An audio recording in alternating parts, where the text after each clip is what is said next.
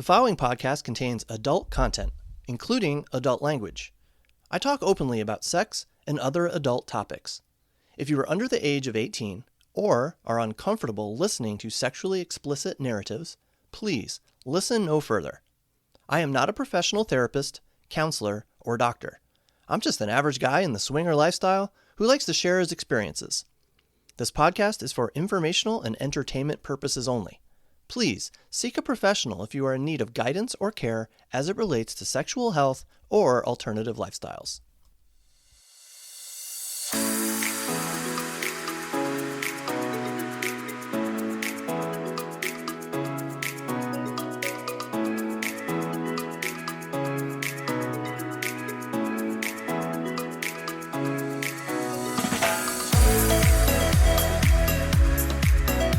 What is up, lifestyle world? Welcome to Evan Swings, a lifestyle podcast from a male perspective. That would, of course, be my perspective. I'm your host, Evan, or at least that's what I call myself on the show, and I thank you for joining me today. For those of you new to the podcast, welcome. Glad to have you here. Thank you for giving it a chance. Little quick bit about me. I've been doing this podcast for a couple of years now. My wife, Eva, and I, we live in the Dayton, Ohio area, and we've been in the lifestyle for a little over 4.5 years. And I do this podcast not as a way to make money or as an attempt to gain fame. I simply enjoy sharing our experiences in the lifestyle. I listened to many lifestyle podcasts and found them to be very informative and very entertaining. So I decided to get on board myself. I am not an expert, and I will never pretend to be one. I just hope that if you're listening, you might relate to what I'm talking about and enjoy the ride. I am sitting here in my home office. I am not in a professional studio of any kind, and I always just kind of let people know that because occasionally you might hear my dogs barking or their collars shaking. You might hear that. It might come through the microphone. But again, this is just an amateur podcast. And of course, by the way, if you are a returning listener, back for more, thank you, as always, for being here. I appreciate the support. It is Q&A time. I have received 3 questions from listeners that I would like to take a moment to answer. And just a heads up, by the way, if you have questions or comments or thoughts or suggestions, I do always give my contact information at the end of each episode, so you can stick around for that and reach out to me if you so desire. By the way, I apologize to a couple of these people who sent questions. I do realize that you sent them a while ago. I'm sorry it has taken me some time to answer in episode. My first question is from Jay. He asked, "What do you wear to the club?" Thank you, Jay.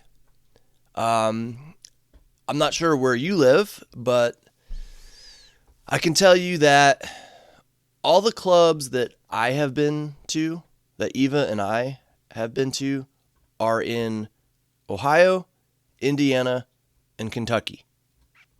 And I know that's not impressive.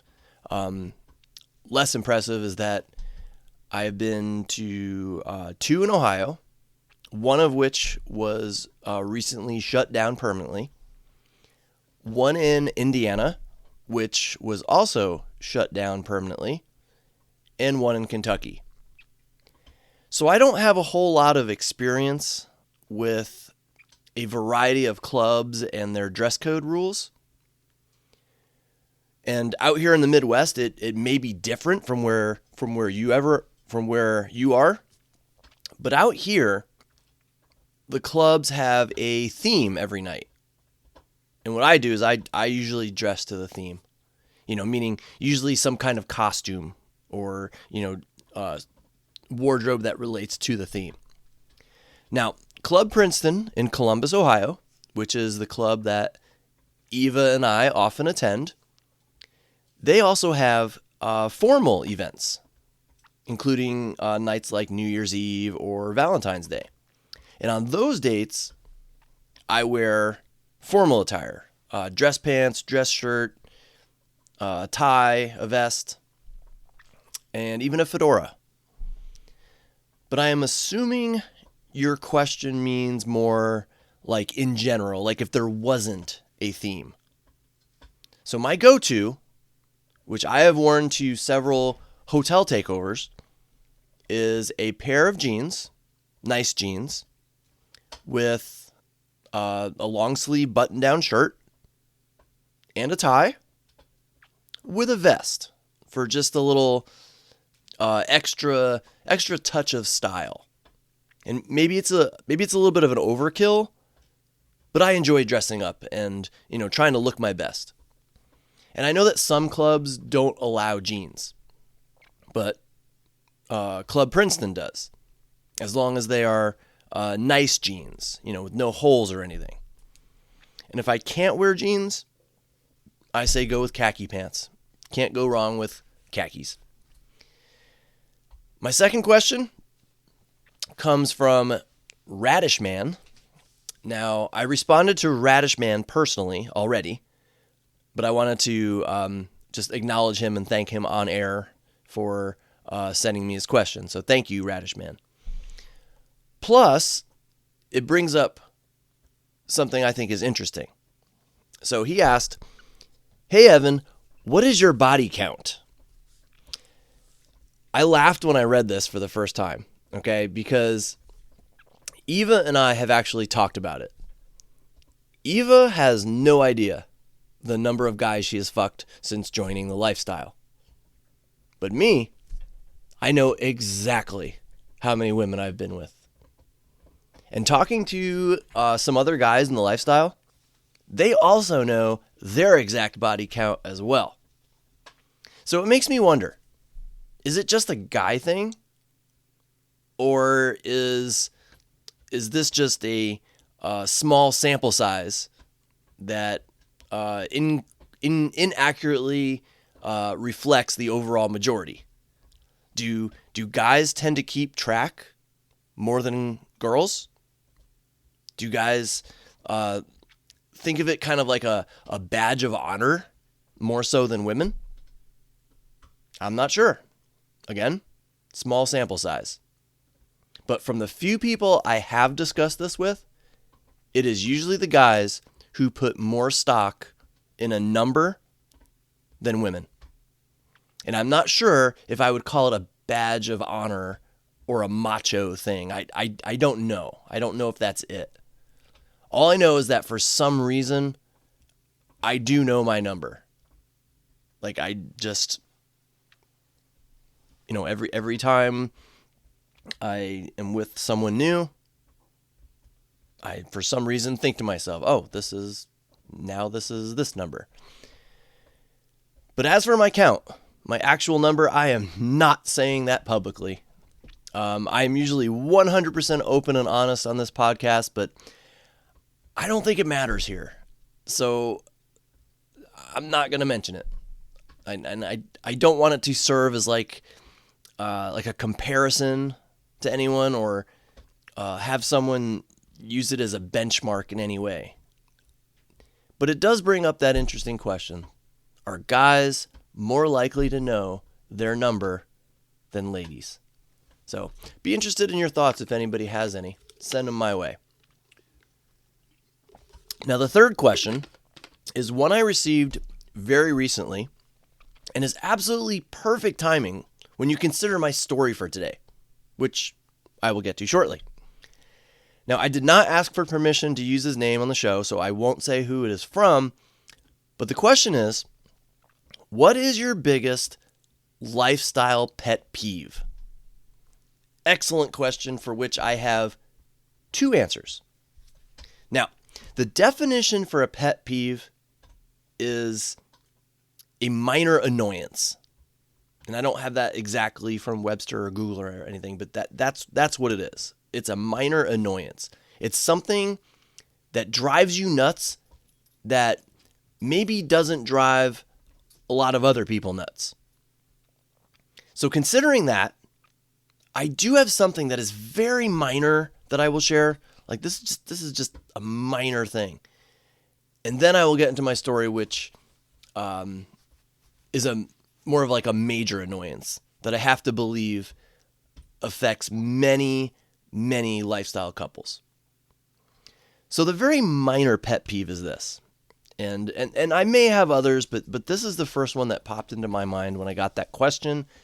It annoys me when the word coming, C-U-M-M-I-N-G, or cum, C-U-M, is used purposely in place of the other spelling of the words, C-O-M-I-N-G or C-O-M-E. For example, a lifestyle club puts out a flyer or a poster that says, "Come join the fun," and "come" is spelled C-U-M. Or when people on lifestyle social media sites, they write posts that say something like, "Who's coming to the club tonight?" And of course, coming is spelled C-U-M-M-I-N-G. A couple of our lifestyle friends who we hope to see on Valentine's Day texted me the other day and said, "Tell Eva we hope she'll come and have fun." And come was, of course, spelled C-U-M. I don't know why, but that just drives me bonkers. Okay, and that right there, that's the textbook definition of a pet peeve. I don't know why, it just drives me bonkers. First of all, I don't think it's very classy, all right? Just use proper grammar and spelling, okay? Show you have an education. And that just may be the teacher in me speaking, okay? But second of all, it just seems redundant. You know, we know you're in the lifestyle, okay? You know, we know it's a sex club. We get it. We don't need the unnecessary sexual terminology thrown in. Okay? I just don't find it cute or humorous, and maybe I'm in the minority, but again, that's exactly what makes it a pet peeve, right? Now, as for the big annoyance, it is flaky people. That's my big pet peeve. Flaky people. And maybe flaky isn't even the correct term. But I'm going to go with it. And if I think of a more appropriate or better word as I talk, then I'll change it. But for now, I'm sticking with the term flaky. But it's couples who just ghost you, just stop responding to your messages for apparently no reason, or say they're going to get in touch with you and then they don't, or couples who seem just as excited and on board to hang out again and then change their minds with no real explanation. And I have a story about this which will hopefully further justify my frustration. I was chatting with a couple that lived north of us, and that in itself is a weird thing, because most couples we interact with online live east of us in Columbus, south of us in Cincinnati, or even west of us in Indianapolis. But having found an interested couple north of us, north of the Dayton, Ohio area, that is rare. Very rare indeed. They lived about an hour and 15 minutes from us, so we decided to meet at about the halfway point for dinner. And we had a fantastic evening. Dinner went very well. We all seemed to get along very well. And I could tell Eva was enjoying herself, and I was certainly enjoying myself. And I knew they were enjoying themselves because after dinner ended, we were actually in the restaurant pretty close to their closing time. They asked if we wanted to go find a bar to continue chatting. And that was very telling to me.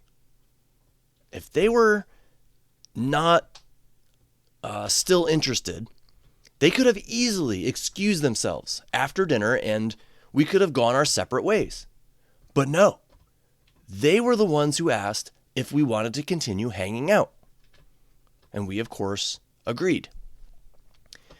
We found a local dive bar and spent another few hours there drinking, laughing, talking, flirting, just hanging out.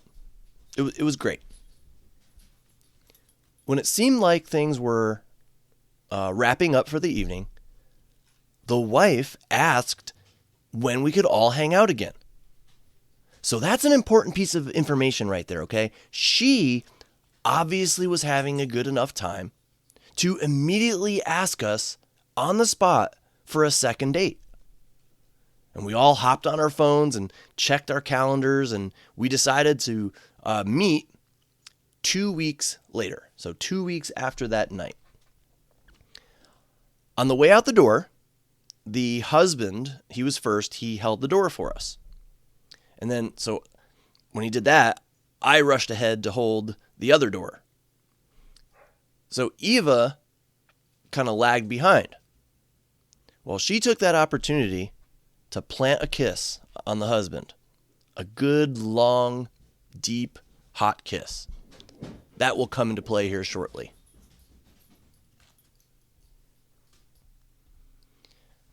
On the way home, Eva expressed a minor fear. She was worried that she may have crossed a line by kissing him.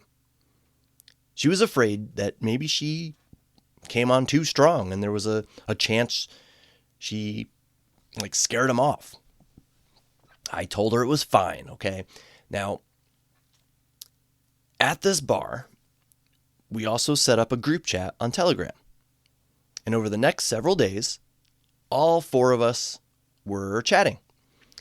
The husband even sent me a message separately from the group chat and asked if he had passed the kiss test.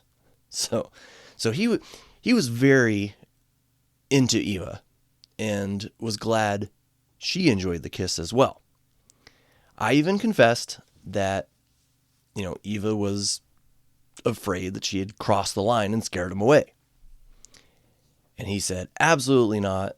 They enjoyed hanging out with us so much. He even told me that his wife really liked me, found me to be very cute, especially when I wore my hat backwards. She liked that a lot, I guess.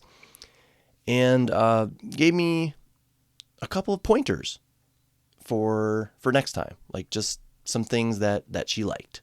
And I did the same for Eva. Again, the group chat continued over the next few days. One sexy pic was sent each way. Lots of polite conversation, some flirty comments, some little innuendos. Things seemed to be going great. The wife even mentioned a fantasy she had involving watching her husband fuck another woman while she gave commands, like told him what to do to her. She asked Eva if she would be interested in that, and Eva said she would be. So again, things were going great until day 5. So 5 days since we met them at the restaurant. That morning, they found our profile on one of the other apps we used, and they hit the like button. So they liked our profile, and I liked them back, and then I responded, hey, you found me, like that. And then the husband responded at 5:40 p.m. Okay, 5:40 p.m. that they had found a unicorn on that particular app, and they were excited to meet her this weekend. So I congratulated him and talked about how hard it was for us to have found a unicorn and, all that stuff like that. Just chit chat. And that was at 5:40 p.m. So things are good. Great. Even at 5:40 p.m. About 3 hours later, I was bored. And so I decided to reach out in our group chat and ask if they had any ideas yet for where to go for our second date the following weekend. The response we got was probably the most surprising response we have ever received in the lifestyle. The husband wrote that they had been talking about the lifestyle the last few days and how important a 4-way vibe is with another couple. And with that in mind, they no longer wished to get together with us again. He wished us well and ended with one word: sorry. I was dumbfounded. 3 hours earlier, we were chatting. We were chatting about his potential unicorn. We were chatting like we were good friends. The last few days, we had all been chatting and everything seemed great. And you mean to tell me that during this time, you guys were having conversations about not seeing us again? Eva responded to that message with a polite, "Well, that is disappointing. We really liked you guys. Take care." Something like that.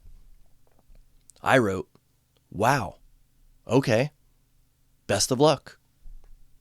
And it may have sounded a little bit snarky, but this was a surprise. This was a shock. We have been turned down plenty of times. Once, very similarly, in November, which I actually discussed in a recent episode. But nothing like this. This was a new one. There were absolutely no signs just 3 hours prior that anything was off. And let's remember what happened up until this point, okay? They invited us to continue chatting at a bar after dinner. They were the ones who immediately wanted to schedule a second date. And they were the ones who asked about fulfilling a fantasy with Eva. And we all kept chatting. There were no signs that anything was wrong or that feelings had changed. It was just so sudden. So I don't know. I don't know if flaky is the correct word here. But I can't think of a better term still, so that's what I'm going to stick with. And that is what annoys me most in the lifestyle. People who just change their minds at the drop of a hat with no explanation about what happened. And it's hard not to wonder if we are the problem, like Eva and me. What are we doing to cause this? Eva thought maybe it was because she doesn't chat as much in the group chat. And I thought maybe the woman was actually preparing to take one for the team and then decided not to go through with it. But I don't know. It is incredibly frustrating. And here's the deal, everyone, okay? Something I've mentioned several times before in other episodes. In the lifestyle, you absolutely have the right to change your mind at any time. You do. Couple 1 has the right to change their mind about meeting couple 2. And couple 2 has every right to ask couple 1 for an explanation. But couple 1 does not have an obligation to explain. That's the way Eva and I see it. So we didn't ask. We didn't ask this couple for an explanation. We just shook our heads and moved on. So again, that is probably what my biggest lifestyle pet peeve is. Couples flaking out. Spending all that time messaging, all that time getting together, thinking everything is going well, and then they flake out. Broken expectations. Maybe that's a better way to say it. Expecting couples to follow through and then they don't. I don't know. Maybe that's a better way to say it. I can't think of a single time that Eva and I have done that to another couple. If we say we're going to meet you, we're going to show up and meet you. If we say we want to see you again, then you're going to see us again. If we don't want to see you again, we're going to politely let you know that we don't think we're a match. It's common courtesy, right? And at this point, Eva and I are so comfortable and we know what we want in the lifestyle. We know what we're looking for. And I don't know, maybe it's just too much to ask that others feel the same way because they're just not at the same point as us. So I don't know, maybe we're being too hard on them. All right, well, after I planned all that, I organized my notes and got my plan ready for this episode, there came an epilogue. The husband actually contacted me separately. He reached out to apologize. He said he felt really bad about yesterday and wanted to make sure there were no hard feelings.